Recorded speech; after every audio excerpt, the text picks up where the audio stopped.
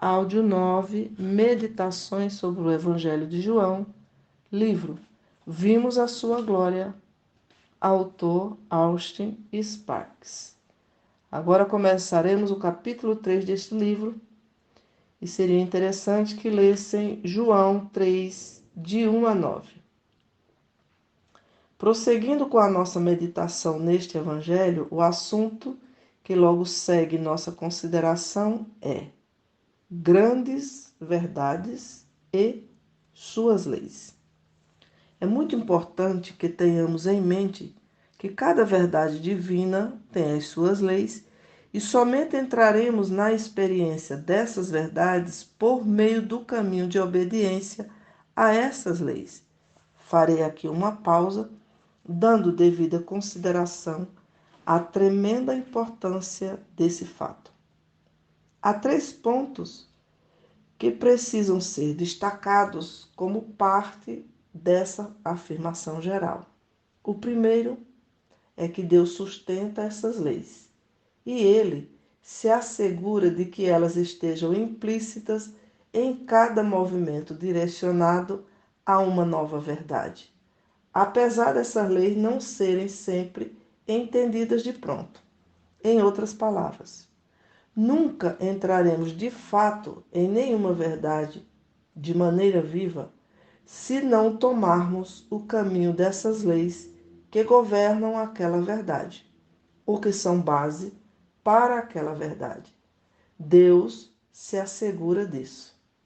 As experiências pelas quais passamos quando nos aproximamos de qualquer verdade são os caminhos de Deus para estabelecer suas leis em relação a ela.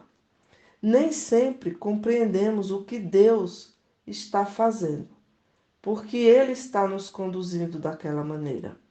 A razão dos seus tratos conosco, pois seus tratos não visam apenas nos introduzir naquela verdade, mas nos conduzir à verdade de acordo com as leis que as governam.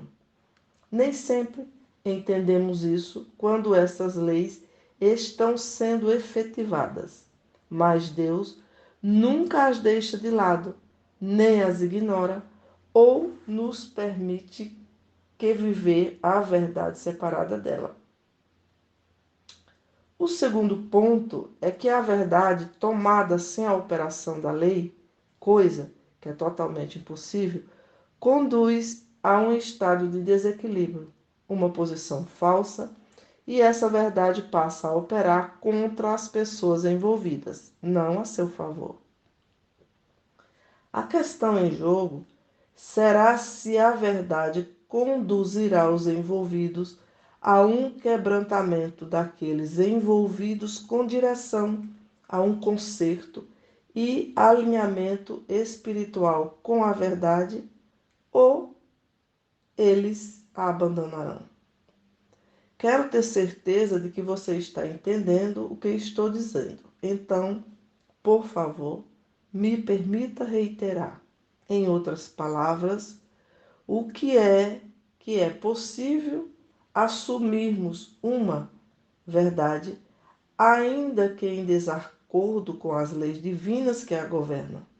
Aprender, aceitar ou manter a verdade fora da correspondência com suas leis essenciais nos coloca numa falsa posição. Entramos por outro caminho, não pela porta.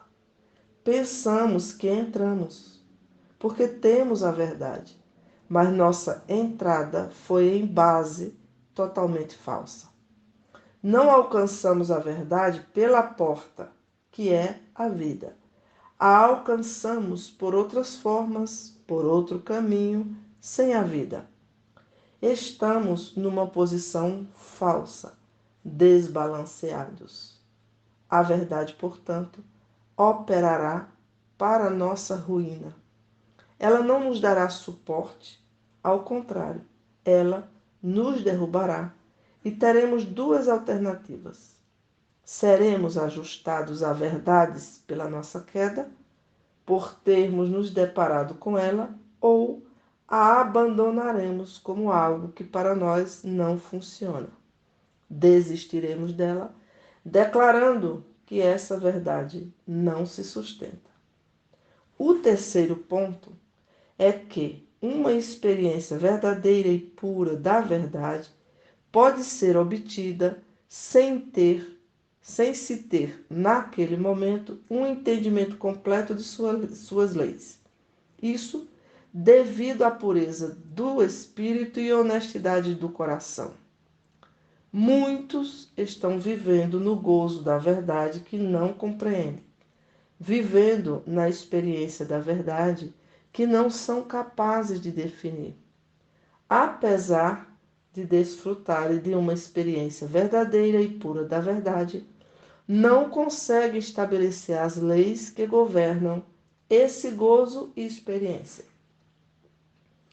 Mas o Senhor não para por aí, pois sua vontade é conduzir a todos a um entendimento inteligente da verdade.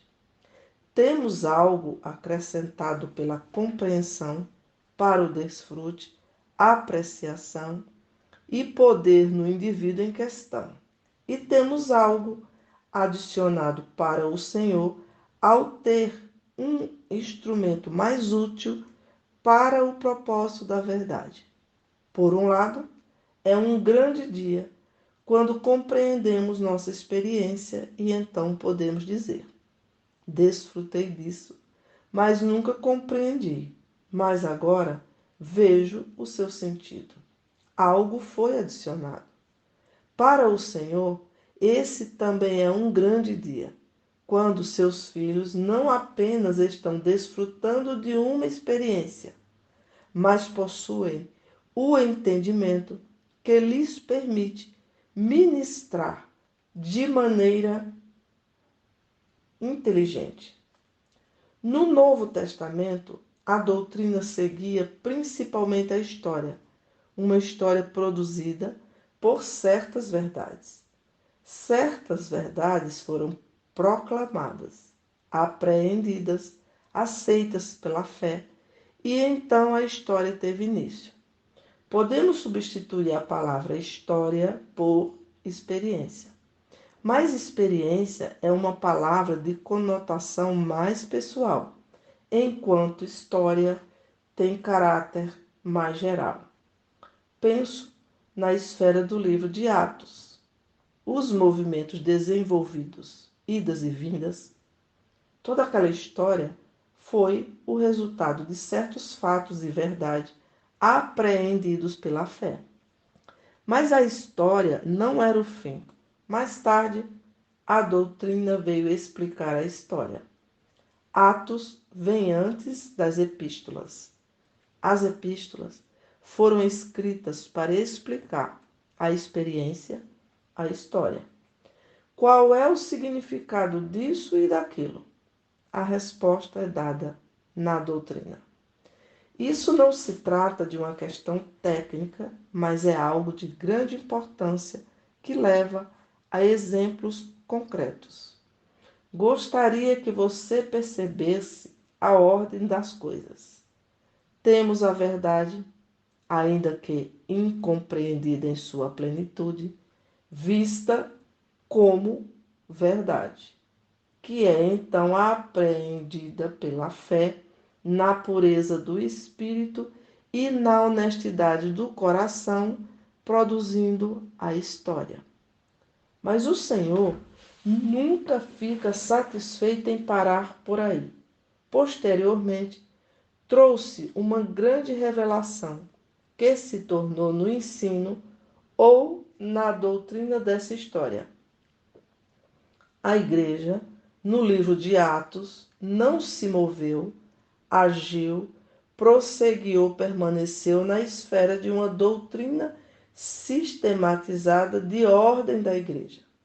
Ela se moveu espontaneamente, recebendo posteriormente a explicação de tudo, obtendo assim um sistema de doutrinas espirituais da igreja nascido da história. Essa história foi ocasionada por verdades aceitas na pureza de espírito pela fé. Se essa ordem sempre tivesse sido preservada, hoje teríamos uma situação muito diferente da que existe em nossos dias. Começamos com um sistema eclesiástico de políticas da Igreja e tentamos aplicá-lo na expectativa de obter vida como resultado. Isso é o oposto da ordem do Novo Testamento. Vida, história e depois explicação. Não basta dizer, bem, temos a experiência, então a doutrina não importa. Muitos dizem isso. Isso é pregar uma experiência em vez da verdade, o que é sempre uma coisa perigosa, tomar a experiência sem fundamentá-la na palavra de Deus para o ouvinte. Venha para a nossa experiência. Isso pode ser um tremendo perigo. Quando Pedro disse, como escreveu em sua primeira carta, estando sempre preparados para responder a todo aquele que vos pedir razão da esperança que há em vós, ele usou a palavra logos, traduzida como razão.